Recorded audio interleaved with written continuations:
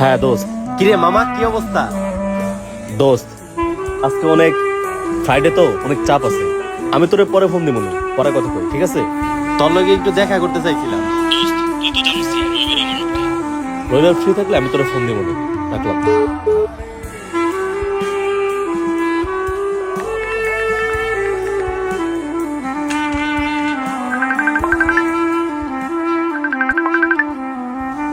হ্যাঁ মামা, এমন এক সময় ফোন দিছস, এখন তো আমার অফিসে অনেক কাজ।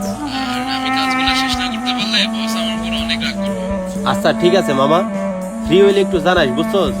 একটু কথা কইতাম আর কি। আচ্ছা ঠিক আছে, নক দিব।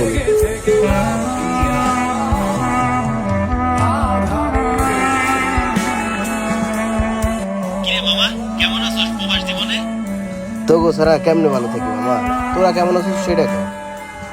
আমাগো আর অবস্থা, একজন সুপার শপে কাস্টমার সামলাইতেছে, আর একজন অফিসে বসে সামলাইতেছে। এই তো এমনি যাইতেছে আর কি। এই মাঙ্গের পোলা সারাদিন কি তুই ফোনে কত কবি? আচ্ছা মামা, তাহলে তুই কাজ কর, বুঝছস?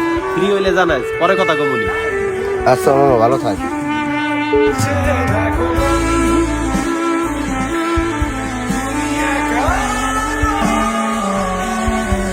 বন্ধুরা চাইলেও সারা জীবন একসাথে থাকতে পারে না, সবাই চলে যায় যার যার গন্তব্যে।